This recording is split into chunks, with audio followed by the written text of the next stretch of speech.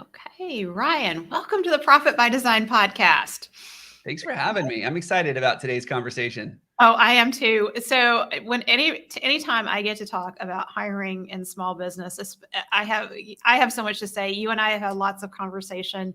You have a great perspective and handle on this topic, and you bring some unique learning points that I think all of us can benefit from, particularly around the interview process. So I can't wait to dive into that with you. As we get started, I want to share your bio so people really understand where you're coming from. Ryan Englin is passionate about supporting growing businesses, particularly in blue collar industries, to build amazingly productive companies by hiring the right people. Growing up, he saw his own father working 12-hour shifts and weekends as an owner-operator, witnessing firsthand the struggles that these companies have in hiring quality frontline employees. Ryan was determined to help them find a better way. His company, Core Matters, provides coaching and training on attracting, hiring, and retaining rockstar employees. Using his proven process, the Core Fit hiring system, small and mid-sized businesses learn how to start hiring better people faster. We all need that, right, Ryan? That's very important. With almost a decade in the business, Ryan has worked with over 100 clients, helping business owners achieve their goals by hiring the right people. So, Ryan, this is such a big topic. So let's just start about what you saw your father experiencing. Yeah, so I remember. So my dad's been in manufacturing, right? Which that's blue collar back all the way back, right? Yeah. And I remember growing up, and I thought at the time it was cool because I get to hang out with my dad on the weekends down at the plant. He'd always put me to work. I was always helping him reorganize the warehouse or helping him work on machines or grinding plastic or sweeping, like whatever it was. And, I knew how to drive a forklift before I even thought about driving a car. That's what we did on the weekends. And there were times I remember he wouldn't come home till it was bedtime or after bedtime because he was working so much. And it wasn't until I was older that I realized that the problem wasn't my dad so much. Sure, he loved to work and he was passionate about the work he did, like so many blue collar business owners. They love what they do. But the problem was he didn't have a team of people he could trust. And so when he was there on the weekends, it wasn't because the work wasn't done. A lot of times he was fixing the work that wasn't done correctly. Oh, yeah. Right. And so many of our listeners, that's hitting all the buttons right there. And that's, and it took me decades to figure out that's why I'm so passionate about this, because my dad's finally retired now. And even up until retirement, he still worked crazy shifts, weekends, nights, always had it. I tell a story when he brought home his first cell phone. Do you remember those old brick phones, like two hands to hold on to it? Yeah. He was so excited because now he could go out with us. And if work needed to call him, they could. Oh, boy, that's like the gateway drug, right? We don't even think about it now, but our cell phones, they are a leash to the office, like always. And I know so many entrepreneurs that struggle with how do they disconnect from it. Mm-hmm. But back then, 30 years ago, it was the cool new thing. Like he was hip and cool. He had a cell phone. Yeah. But we spent so much time down at the plant, and it was always a struggle for him to find people he could trust. And that was the key component. He had people, but he seriously struggled with trusting them to do the work the way he wanted it done. Yeah. And, in our research with entrepreneurs, that ability to unplug and fully disconnect from the business is lacking in the majority of small businesses. A lot of entrepreneurs deal with that cell phone constantly needing to be available, and unplugging even over the weekend can be hard to do. And so I think it's a huge insight that your dad was working hard, not because he didn't have people necessarily, but because he was having to fix the mistakes that people made. And so he needed better people who would make all those mistakes. Yeah. But the other piece that's really fascinating about your background is you didn't come straight from that and start coaching business owners on hiring. You have a corporate background, and you did a lot of hiring in the corporate world. So share a little bit about that experience. Yeah. So I did like every good son and said, I'm not going into the family business, right? That was a fun conversation. But yeah, I went and got my degree, and I went into the corporate world, and I worked for one of the largest corporations in the country. And what I was doing for them was I was managing teams. Well, the number one thing you do when you're managing teams for these large organizations is you're hiring all the time. So yes, we had HR that was screening people and going through the resumes and, that kind of stuff, but they'd send a resume to my desk. And I remember we would have days where we would literally interview 100 people in a day. We had to do these group interviews because we couldn't get through them fast enough. And it was at that time that I realized that process is so important to everything in business. It's the reason big businesses get big, right? It's the reason they're able to scale because they have a process.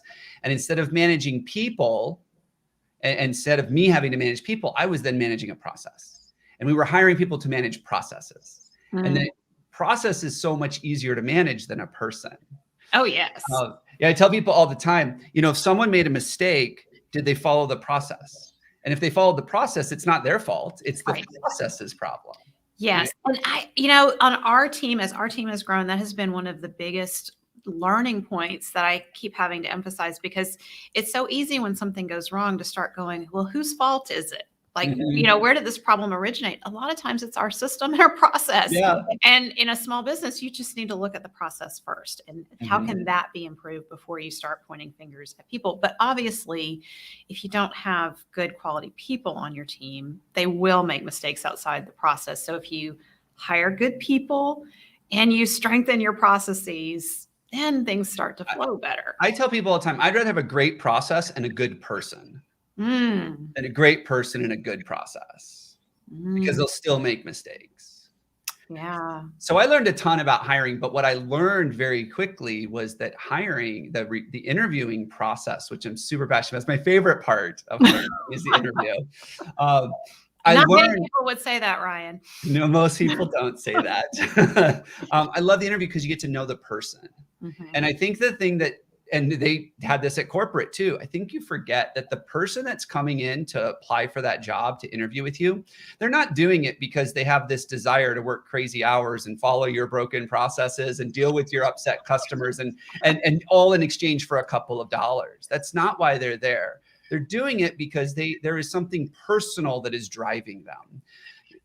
Whether it's, I need to make more money because I just found out we're having another baby, or I need to make more money because my car is no longer reliable, or, hey, Christmas is coming up and I want to be able to get a new job so that I'm not as stressed around the holidays like I was at my last one. People don't switch jobs because they just want more money. They switch more jobs because there's something personal going on in their life that's kind of forcing them into that situation.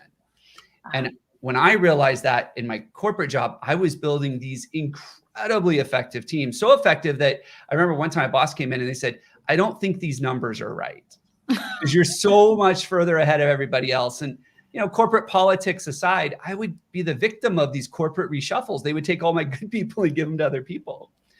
And that's when I became so passionate about the interview, because it's like, I tell this to my coaching clients all the time. It's like dating. Like you get to meet this person where they are, and you get to learn about them and understand what's important to them and kind of go through life with them. And I know that feels real touchy-feely, but for employees, that's what this is. Well, and I love what you're sharing about that, because right off the bat, you are building engagement because you're being curious about what's driving this person. Why are they here? What matters to them? And then if you do end up hiring them, you have that information already, and you can start to engage them as they come on board around what matters to them and the achievement of the company goals and the vision. So that's beautiful. I want to mention, Ryan has written a book about the interview process. It's how to hire the ones you won't want to fire. You can see lots of sticky notes in here. This is a good, and it's short. Our clients love short books. You can read it in an hour and a half. You probably will reread it because there's a lot packed in this short book and many good points. So I want to start off. You already mentioned one of the things that we miss right off the bat when someone's coming and going into an interview with us is, what matters to them, what's driving them. What are some of the things that we tend to screw up in the interview process? So I think the biggest one is we push people through too fast. That's probably the mistake that everybody makes. I ask people all the time, how many people get married after 15 minutes on the first date? Right? Wow. Nobody Wow. does that. Yeah. Well, we interview people for 15 minutes and we're like, they're the ones. Where have they been all my life? And then we make them an offer. Mm-hmm. And usually what ends up happening is we get extremely disappointed in a few weeks and we're like, they are not who I thought they were. Mm-hmm. And I'm like, you had 15 minutes. Anybody can fake 15 minutes. Yeah. And so I think that's the number one mistake they make, is that they push people through too fast. So I'm a big fan of hire slow and fire quick. Mm-hmm. And when I say hire slow, 15 minutes is that's our rapport building. Like, we're finding out just about what they like out of life. We're not even talking about the position or if they're the right fit. So that I think that's such a key piece, because what stood out to me is when you talk about the screening interview, and that's just the initial, let's ask a few questions and see if they have potential so they can move along further in the interview. You've already hit the nail on the head with, we try to sell the position very quickly to somebody and we tell them too much. But the point that you made in the book is, we're talking about ourselves. Like, and if you relate this to dating, you don't go on a date and spend the first 15 minutes talking all about yourself. Mm-hmm. You want to be interested, and not worry about being interesting. Mm-hmm. So again, good dating advice here. Yeah, I didn't realize they were getting dating advice. This is a hiring discussion, but be interested in them and share. But also, the point you make in there is, when we start talking all about the company right away, we're actually giving them the answers that we're going to ask them to give us later. Like, we're giving them the answers to the test, and we're setting ourselves up to mishire right from the get-go. So say a little bit more about this. It was funny. I'll tell you a personal story. And this was probably about 6 months ago. I was talking about this during one of my initial calls with a brand new client. He was in the trades, and I was talking about this fact that we spend 30 minutes just gushing about all of our goals and what we want to accomplish and everything else. And he starts laughing, like hysterically laughing on the call. And I was like, he's like, I'm going to send you something. And he sent me his interview guide that he got from a highly regarded industry coach. And the first thing is, spend 25 to 30 minutes talking about how awesome your company is. Like, that was the advice that was given. And yeah, it's just crazy. I'm like, why don't we spend 25 or 30 minutes talking about how awesome they are? Mm-hmm. Because the thing you have to remember is, most employees aren't used to that. It's a pattern interrupt. And people they're drawn to what's different. They really are, especially when it's in the context of, we're doing this because we care about you as a person, as a human being, not as just another cog in our machine. Yeah. Yeah. And I was just having this conversation yesterday with some business owners about the onboarding process. And so, typically when you onboard, the first thing you talk about are the company's policies and procedures, and it's all about the company. Mm-hmm. And I said, we really need to reverse that. And it's all about being interested in your new team member and getting to know them. What are their strengths? What do they enjoy? What drives them? Yeah. And so there's starting to be a thread here throughout this whole process that we're identifying, that we need to start with being interested in them. And then the other thing that I'm curious about is, as we look at this being, a dating scenario, and we want to get to know them better and that sort of thing, you also talk about in here that we need to go into it with the mindset of pushing them away. Like, so how do we get it? We get to know them, and at the same time, we have this mindset of pushing away. So explain that a little. Yeah, we work directly with business owners, almost exclusively. We work directly with the owner. And the one thing I've learned about business owners is that they're so passionate and excited about this baby that they've created. Like, we're talking relationships again, right? Their business is their baby. Yeah. And they're so excited and so passionate about it that what they do is they put on these glasses that are rose colored. Right. And they just look at them. They're like, everything is perfect about this person. And what I really struggle with them is, they love everybody, right? Like, everybody's going to help them take care of their baby. And so what we do is we help them work on this mindset of, keep the person at bay, make them sell you on why they're right to take care of your baby, not the other way around. And that's a real struggle for a lot of owners, because they just are so excited and passionate. They want to let everybody partake in this business that they're building. And so the whole concept of pushing them away is not, you're not doing it in like a belittling or a demeaning way. You're keeping them at bay. You're avoiding your emotional attachment to them until they're emotionally attached to you. I see. Okay, so that's a really, really good point. So as we go through the screening process and the more in-depth interview, I think one of the really important points that you make is what you said about, we want to disrupt. We want to break the usual pattern because we want the real person to come through, and we need to create the opportunities for that to happen. So if you could share some examples of what does that look like? How do we create the opportunities in the interview process for the real person to come forward? So one of the things I want the listeners to understand, and this is a personal belief of mine, but there's a lot of talk right now about how disengaged job seekers are and how they don't complete applications, ghost us for interviews, and just there's this lack of quality. There's this real talk about this. And the one thing that I always challenge you to think about is that as employers, we caused a lot of this problem. You see, most job seekers never hear from an employer when they apply. Almost more than 2/3 actually never hear anything. Like they hit submit and it goes into some big black hole and it gets ground up and that's it. Yeah. And what we've done is we've trained job seekers over time that we really don't care about your applications until we care about your application. So, ooh, that's so true. That's a painful truth. Yeah. it's hard to hear, but it's true. So what happens is job seekers now at the point like, why should I bother with a resume? Some computer is going to screen it and I'm never going to hear from them anyways. So they just click a bunch of jobs and they hit apply and that's it. And I think that one of the ways to really stand out and be that disruptor is to create that personal engagement right at the beginning. Yeah. Like they get a personalized email from you that says, hey, we got your application. Thank you so much. We're actually really excited to talk to you. You're going to be calling you in the next day or the next 2 days. And that's another thing is set proper expectations. Oh, yes. Most job seekers, they have this expectation they're never going to hear anything, or even worse, hey, great interview. We love you so much, but we got like 3 other people we have to talk to. So we'll call you if you're the right person. Like you basically just said, we're never going to call you. Yeah. And so that we're training these job seekers to they're just numb to this. Yeah. We've created a process where they're totally disengaged even at the start of the process. So one of the things we deal with a lot right now, especially in the front line, is ghosting. People schedule an interview or they'll schedule a phone call and then they just no-show you. And employers are just frustrated by this. Like they just don't, the job seekers just don't care. Yeah. And I was just in a coaching session with a client. We were talking about this specific thing. Like all of these people are ghosting the hiring managers. They're not showing up for the interview.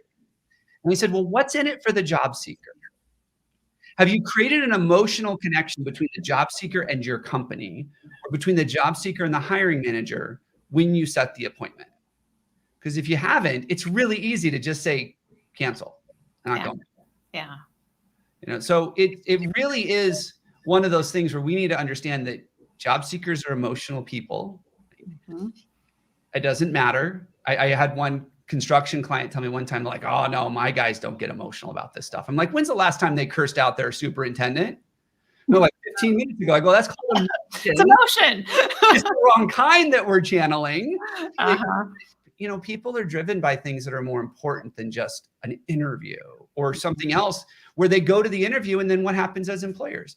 We tell them, we'll get back to you. Like, what the heck's that mean? So set proper expectations. Hey, we're going to meet from 10 to 10:30.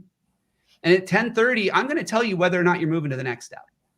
Nice. Like, how amazing would that be if a job seeker got out of an interview and goes, I'm moving forward or I'm not? Like, there's no more uncertainty. Yeah. Employers don't do that.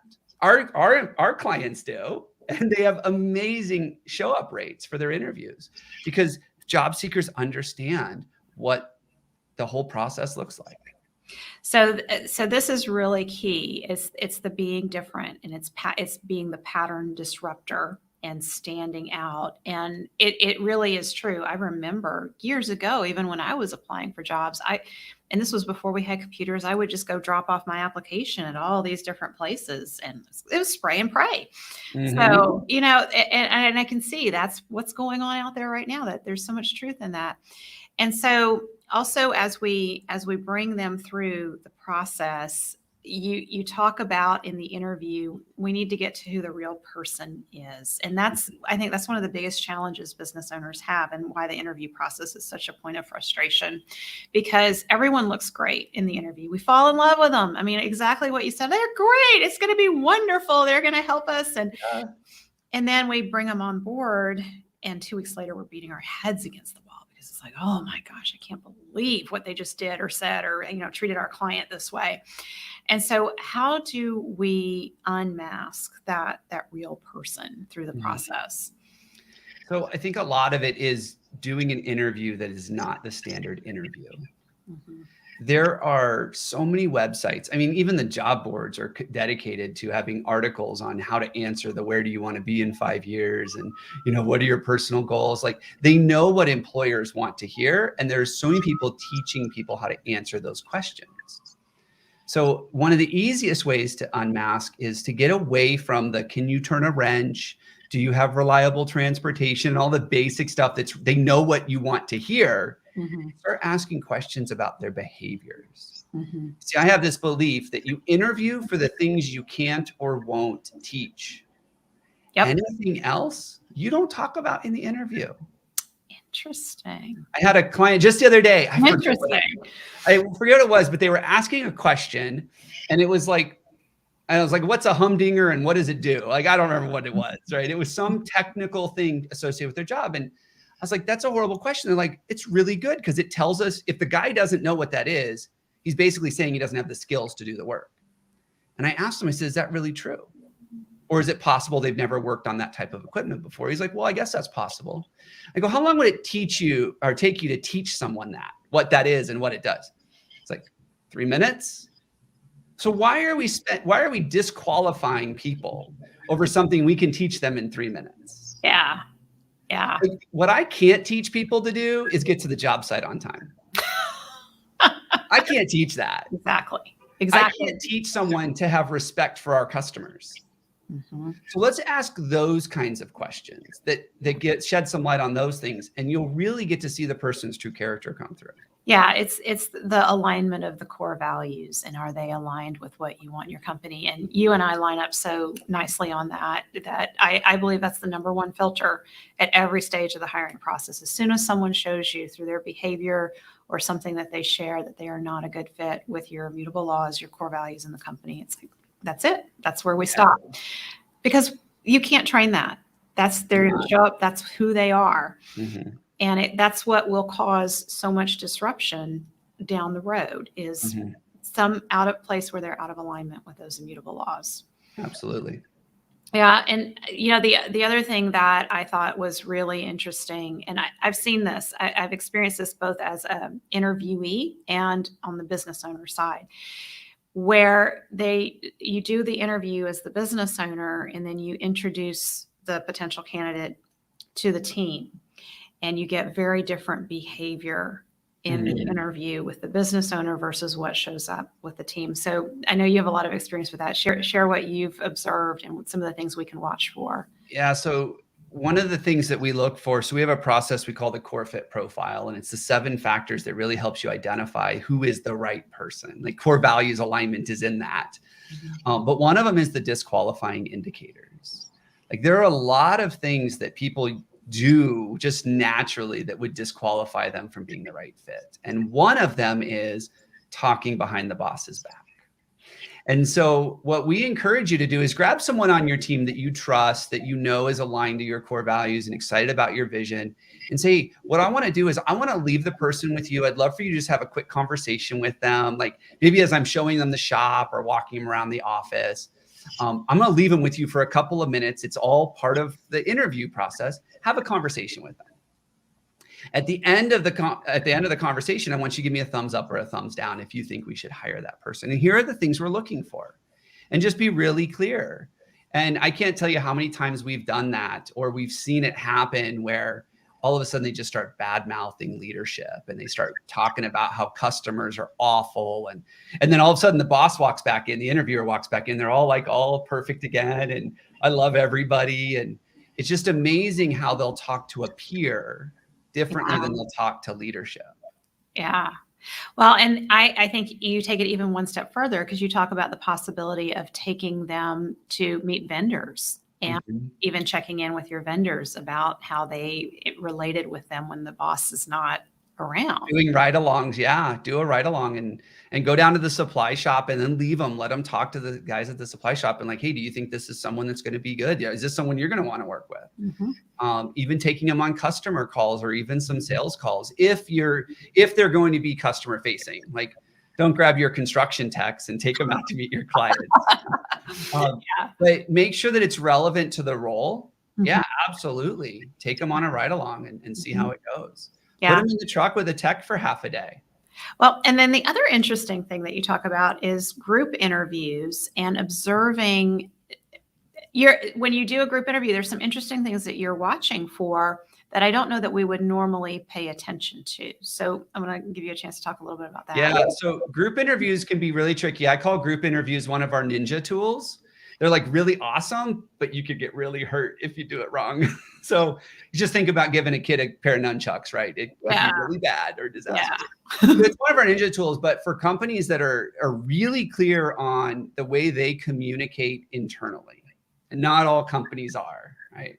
We do a lot of behavioral profiling to help people understand most effective ways to communicate. But once your team is communicating really well, it's a great opportunity to have them come in and meet the new candidate and sit down. Boss needs to leave the room though for these group interviews because you want them to be comfortable and you want them to be natural. But you can have these people and you give everybody a certain question to ask. And the people that aren't asking the question are watching for things like body language and the way they answer and do they squirm and was that a complete thought, or they're asking probing questions, to go deeper with the answers. So everybody in the group is in on it. It's what I see happen too often is it's like, hey, all of you come ask whatever questions you want. And we're like, hold on. Whoa. We need a process here. Yeah. But for companies that have really solid communication with the team that they have, bring people in. Peers are going to ask questions that leadership would never think about. They're going to hear answers different than leadership does. Yeah. Well, one of the things that I think is really interesting is watching the behavior of how candidates conduct themselves in a group of other candidates. And so in your book, you talk about, sometimes they will just flat out cut off the other person as they're talking or talk over them or I don't remember the exact word, but grandstanding essentially, like, I'm way better than all these guys over here and sort of behavior. And so you really do start to see who that individual is. And I think as a psychologist, one of my things that I've learned about the interview process is the longer it goes, the more likely you are to see the real person. So we're all able to put on that mask for 20 minutes, 30 minutes. But when you do a group interview or you invite the candidate out to dinner with a few key people at the company or other team members and their families, and what you start to see, like, who is this person really? Yeah. One of the things with doing group interviews with the candidates and having 10 candidates is make sure that it's right for the role. So here's one of the things that I've learned in doing this so long is the worst interviewers tend to be the best employees because they don't have the practice of the people that are switching jobs all the time. That's hilarious. It's so true though. Right. And if we're making decisions about resumes, I can't tell you how many times I've had somebody look at a plumber's resume and say, he's got bad grammar, I'm not talking to him. I'm like, he's a plumber. Yeah, you're not. You should be happy he has a resume. Papers for you. Yeah. But on the other side, when you start comparing candidates, make sure it's right for the role because it can create that competition. So salespeople, great to do those kinds of interviews. But if you're talking, or even customer service reps that might have quotas or quality scores, might be great if there's competition. But if there's no competition natural in the role, you can really good people who aren't used to competing like that.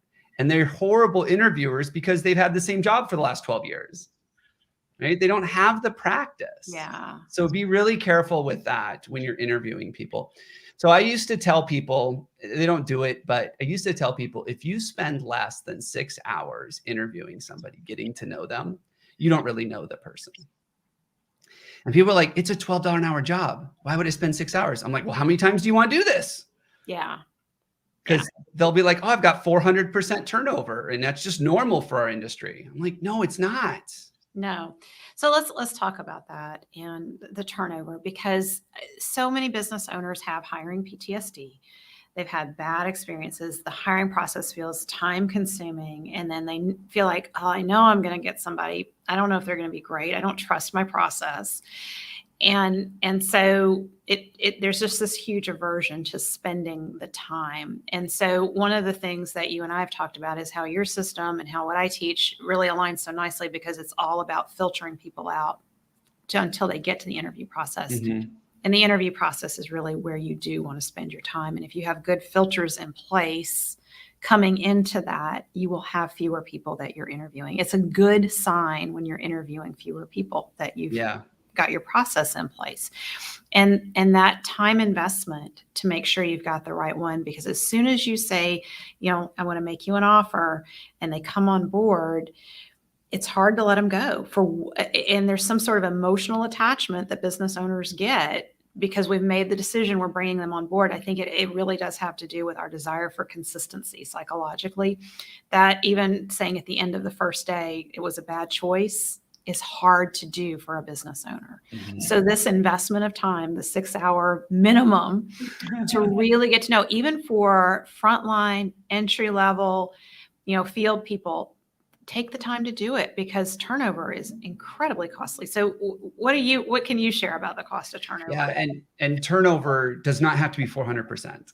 Okay. You're going to have turnover because life happens. Like, we've got people here and they have lives and things happen. You will have turnover, but you don't have to accept a 4 or 5, or we've had some people almost 1,000% turnover. Like, and for those of you who don't understand, that means that they have 10 people and one person is there at the end of the year or at the end of 90 days. Like, that's a lot. That's huge investment. SHRM has a stat, Society of Human Resource Management, and this was specifically for frontline employees, that when you add up the cost of time, you add up the cost in dollars for background checks and everything else, the HR department's time, payroll's time, owner's time, all that, it's $4,906 to hire one person. Wow. Do that math at 1,000% turnover. Yeah. Well, and the margins in small business are so slim to begin with.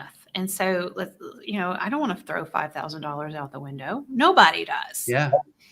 And so take the time to go through that process. Ryan, one of the questions that a lot of business owners have on mind right now is, I can't be the Amazon of the world. I can't pay those wages. I can't throw out all those fancy benefits. How do I compete? What's your answer to that? So Forbes just did a big article about Amazon probably about 4 or 5 months ago. And if you don't know, Amazon turns their entire warehouse staff every 9 months. So we're talking hundreds of thousands of people. The turnover at Amazon is ridiculous. And Amazon is known for having a very difficult work environment. And I don't want to get too much into it, but they're known for that. And what has happened is, when you're Amazon and you don't want to fix that problem, because I can't imagine how long it would take to fix that problem, they found that it's easier and cheaper to just pay people above market rates, to overlook the fact that it's not a great company to work for if you're in the warehouse. Now, I know people that work for Amazon who aren't in the warehouse and they think it's one of the best companies out there. But if you're in the warehouse, it's grueling work, and they hold you to it. So what they've done is they've learned that for a couple extra dollars an hour, I can essentially bribe people. And here's the truth, is that no one switches jobs for money. That's not why they do it. They switch jobs for something else, for money's a means to an end. Right? Like the example I gave earlier, we found out we're having twins, so I need a bigger house. I'm not doing it for the money. If Yeah. they could get a bigger house by switching jobs, they would do it. Right. It's not about the money. And in fact, a lot of our clients, they will hire people who take a pay cut to come work with them Mhm. because there's so many more things that are important. Like, do I get along with my boss? Yeah. Do I have a best friend at work? Do I feel like I belong and it's a place that I enjoy being when I could be home with my family? I mean, remember that. These Yeah. people are choosing to leave their family and their friends and their hobbies to come work for you for 8 or 10 hours. Mhm. Is it worth it? Is it worth the trade-off for them? And Yeah. if you have a toxic culture, like a lot of big organizations do, well, they're going to pay higher because that's how they overcome that trade-off. Right. And I will tell you, Ryan, one of the most interesting things to me is we have the opportunity to survey the A players on our clients' teams. And we ask them, what do you appreciate most about the job that you have? It's the simple things. Rarely does someone say pay. It Mhm. is usually, I feel cared about. Respect is the number one response that we get. And in these construction companies and blue collar jobs, that is a huge deal. If you have a respectful work environment and people feel safe and supported going to work for you, you are miles ahead. You're far ahead of the corporate environment. But your competitors, those in your industry, in your same town or community, when you have a respectful work environment, and people feel safe and have a good friend at work or feel like someone cares about them. If you do, the easiest thing to do to create that is one-to-one meetings with your team members so that someone is checking in with them regularly about and know who they are, know who they are as people. And you set that up beautifully at the beginning of our conversation. Find out what's driving them because it's not going to be money. Money is the means to the end. There's a person behind it who has motives, who has needs, and connect with them. And that they may leave for higher pay. And I've heard lots of business owners tell me, and then they come back because they realize, wow, it's not worth it to go to work in an environment where someone yells at you because you made a mistake. And by the way, those mistakes apparently are processes, not necessarily the individual that made the mistake. When someone yells at you for that, or if there's backbiting going on or lots of drama, that's not a healthy environment. People don't want to be there. That's why Amazon has that turnover that they do. And it's much easier if you don't have a great place to work, it's much easier to fix it in a small business Mhm. than in a corporate environment. And everyone listening is in a small business here, so we're Well, good. and that's just to continue the answer to that conversation, how do you compete with Amazon? You might have the most amazing culture and the most amazing team, but when job seekers find your company and they're not impressed, Yeah. and none of that information is out there, and your employer brand is non-existent, they're Mhm. going to keep looking. You Yeah. could be the best company to work for. And if they can't see it from the outside, why are they going to take the time to apply? Why are they going to invest in interviewing with you? Absolutely. That is it, because we have to stop being the best kept secret, essentially. Yes. So when there's good stuff going on our teams, we need to be sharing that out there in the world. Social media, newsletters, like one of the things that we do for our clients in our courses, we feature them in the Tap the Potential Great Place to Work spotlight, because they're doing good things in their business. And that becomes a badge that they can put on their website. They get an interview either on the live with me or on the podcast. I like it because it inspires other business owners with the simple things they can do to create a great culture. But it's an opportunity for that business to show off, and say, look what I'm up to. And it really doesn't take a whole lot to stand out and be different, because so many small businesses, especially, but even large corporations large corporations will give a lot of lip service to being great places to work, but they can't back it up. Small businesses don't say enough about how great they are to work for. I do a lot of speaking events, and I always ask the question, how many of you have customer testimonials on your website? All the hands go up. Everybody's going. How many have employee testimonials on your website? And they're just like, I never even thought about that. Yeah. Imagine if somebody went to your careers page and there was like 7 people from your team all talking about how awesome it is to work. I mean, we're all video experts now. Like, we're all photographers. We've all got a phone in our pocket. Yeah. It doesn't have to be anything highly produced. No. grab a couple employees, say, talk about for 30 seconds what it's like to work here. Yep. And share it on social media. It'll do so much for you in being able to recruit good people who are going to align with what's attractive to them from that. They're going to align with your values and your vision. Now, don't grab the people that you wish you could fire and ask for employer testimonials. You want them to attract those types of people. Yeah. But it's so easy to do things like that, or even an email list. We all create customer lists so that we can email them and tell them our specials and all the stuff that's going on. Imagine if you had a list of people who were in the industry and were open to working for you. And then when you throw the company Christmas party, you can send them pictures with an email subject line that says, "Wish you were here." Oh, Powerful. Powerful. Yeah. And it's simple little things that we don't think about, but recruiting is really marketing. Mm-hmm. It's really about getting your employer brand in front of the right people at the right time. Yeah. That's like marketing 101. Absolutely. I cannot agree more. So you and I know we could talk forever about hiring and recruiting and that process. I wanted to share with our listeners, you have a podcast, the Blue Collar Culture podcast. Yes. So if you want to hear more with Ryan on hiring and the whole process, the core fit system, you share that on your podcast. And I know you have a free gift that you want to offer our listeners. They can. Yes. If anybody would like a PDF download of the book, you can get it at our website at thecorematters.com. And it's under the hiring tips section. So lots of great educational information, including the book download. So you can learn about some of the secrets that we use in the interview process. Excellent. And if people want to get in touch with you, where can they contact you?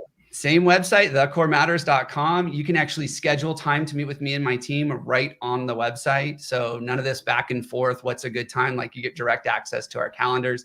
And then you can always check us out on social media as well. We're on all the big social media platforms. So awesome. So this has been such a fun discussion, Ryan. I really appreciate you making the time to be here with us and the insights that you've shared. So thanks for a great interview. Thanks for having me.